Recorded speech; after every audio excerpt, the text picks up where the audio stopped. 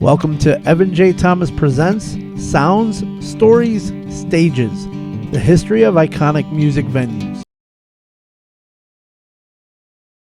Music venues. So you guys have traveled all over the place. Oh, yeah. What are some of your favorite music venues that you guys have played? Small ones, bigger ones? Well, let's start with, absolutely the Machine Shop. It was the one, when you're coming up on the West Coast, you know about all the, the legendary venues in LA, you hear about the ones in New York City, but there was this one, mysterious / magical place in the middle of nowhere called the Machine Shop. It was literally the only venue everybody knew about. that everybody knew about. Exactly.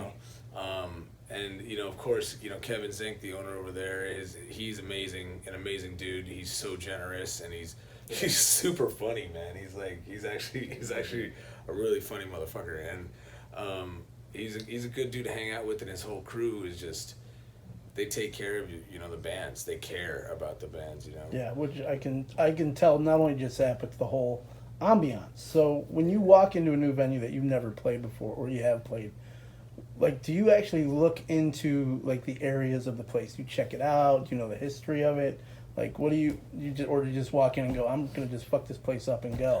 Yeah. It depends. It's a little bit of both. Right? Normally, I like to do. I'm like kind of a Wikipedia junkie a bit. So am I. That's why I'm starting when I'm starting. Right.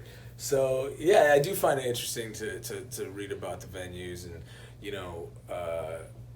learn the history. Speaking of that, the venue that we're in now, The Forge. The Forge is one of our favorite places to play. It's Frank over here. Frank is with much the same vein as Kevin Zink. Frank knows, he's in the industry. He manages bands. He's promoted shows. He promotes shows. He knows what he's doing, and he knows how to make us feel at home and make us feel like we're welcome. And it's and this venue's beautiful. It's got killer sound. The stage is great. The lights are awesome. And again, you got a top-notch crew. So yeah. I mean, you got the upper floor as well. I mean, the Machine Shop was one floor, so there's little nuances of each venue that you walk into for that. So you got the different floors here and there. You got the VIP upstairs. Yeah, and we know the history of this place a bit from. So before it was the Forge, it was the Tree. And what was it before the Tree? Do you remember? Mojos. Yeah. Around here, yeah. We've been coming here since it was Mojos. I've been here through all the incarnations of the venue, so it's been pretty cool. And so far, the Forge, to me, after they got rid of that staircase on the right, just got so much better. It's kind of weird walking in here and not seeing the stairs that literally just went up the side of the stage to the upper deck. It's that's kind of odd. That was weird. Yeah, so it's good that that's right. Yeah, it was if you're on stage, it's to your left and would have gone straight up. Yeah, that's right. But they opened that up, and then obviously they widened the stage, made it much better.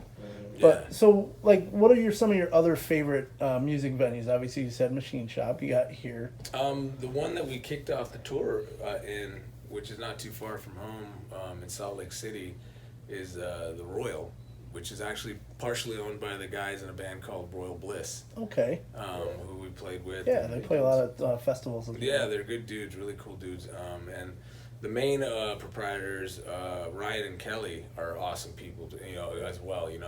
It really comes down to, with the venues, it's really the culture of the people who run it. You could have the best sound and the best lighting rig and the baddest stage, but if you're a dickhead and you treat everybody like they're beneath you, which some people do at venues. Oh, I know a few. Just go to LA, you'll find a few there. I wasn't gonna say it. I'm not gonna say it either. So it's okay. We'll keep our mouth closed on that. Yeah. So it's really just about if understanding what it is to tour. Because especially if you're not. We've downsized and gone from back down to a van, from a bus to an RV, back to a bus, and then back, and now bandwagon, and now we're in a van, and we're just we're grinding it out in the van just so we can, make a living. Yeah. And reduce our overhead costs. And when you're touring, when you're really road dogging it the way we've been doing it for the last few years now, it's really nice to have a venue make you feel oh, okay, at home. I can just kick back for a minute and like that, you know, like stretch out and not have to worry about anything, you know. And Yeah. plus, the food here is good.